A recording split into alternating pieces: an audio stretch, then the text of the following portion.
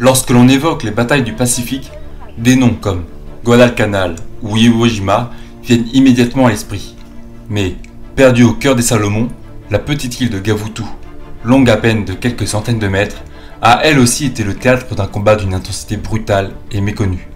Le 7 août 1942, alors que la première division des Marines débarque sur Guadalcanal, un groupe de marines spécialisés, le 1er parachute bataillon, sous les ordres du major Robert Williams, reçoit une mission, prendre Gavutu.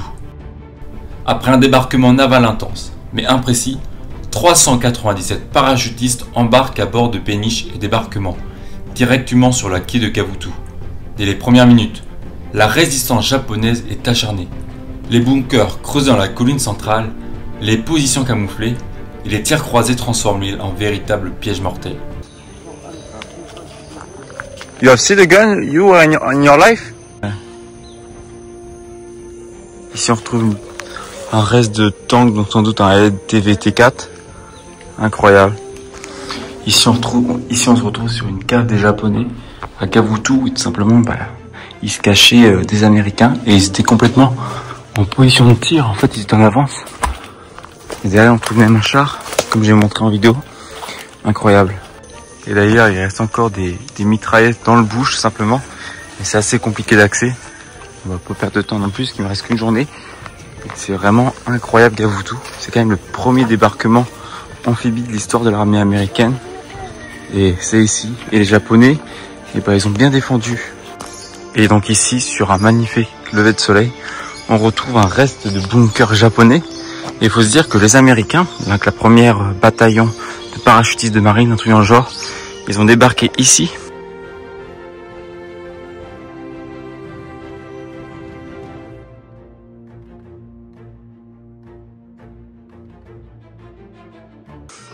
Et ils sont arrivés avec tous les bunkers parce que pour montrer à quel point c'était fortement défendu.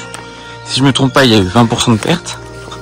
Et ici on retrouve encore un autre canon, un support pour les canons anti. Et ici on retrouve encore un canon japonais. Juste le bunker est là. Il y en avait un autre pas loin ici. Et il y en a juste partout. Et vu la taille du support, ça devait quand même être un gros canon. Pareil ici, on voit des morceaux de ferraille. Malheureusement, je suis avec la famille, donc je vais pas faire l'explorateur de trop. Les Japonais, bien retranchés, opposent une défense suicidaire. Au sommet de la colline de Gavutu, appelée île 148, la bataille atteint son paroxysme. Le major Williams est grièvement blessé et les pertes américaines atteignent rapidement 25% de l'effectif engagé. Ici, on retrouve la maison des Japonais avant que les Américains arrivent. Et on peut voir l'impact à la puissance des combats, parce qu'ici on trouve un éclat d'obus. Et sans doute qu'il y en a aussi plein d'autres. On va faire un tour. On est quand même sur un lieu historique avec plein de ferrailles. Oh là là, je me rends pas compte de la chance que j'ai de pouvoir voir ça. Et ici on peut encore voir pareil un éclat d'obus.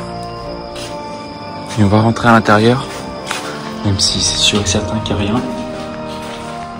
Ici on est quand même sur un lieu incroyable. Il faut se dire que les Américains ont débarqué ici.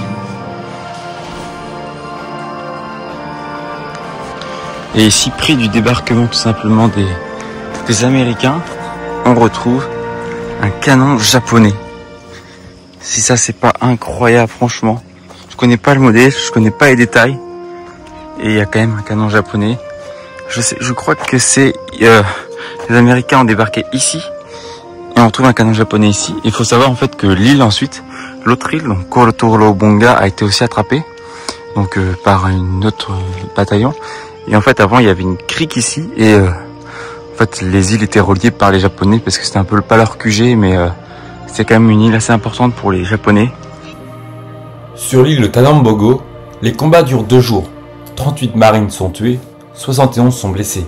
Côté japonais, sur près de 480 hommes, presque tous meurent, y compris les civils mobilisés. À peine 4 survivants sont faits prisonniers. Une île minuscule pour un massacre total.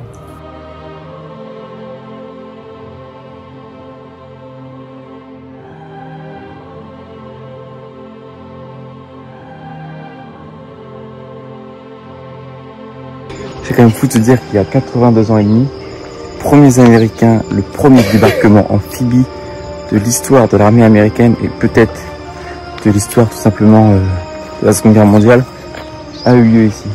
Comme quoi, quand on dit que le Pacifique, il reste encore des tonnes d'histoire, et ben c'est pas pour rigoler parce que c'est un lieu chargé d'histoire. Il y a de l'histoire partout. Sans doute sous l'eau, il doit rester des casques, des bouts de chenilles, de chars amphibies.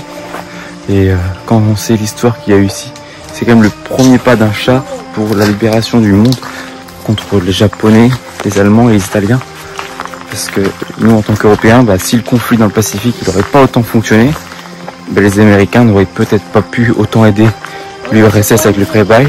Ils n'auraient pas forcément aidé autant le Royaume-Uni, mais aussi tout ce qu'on connaît ensuite avec le débarquement en Normandie.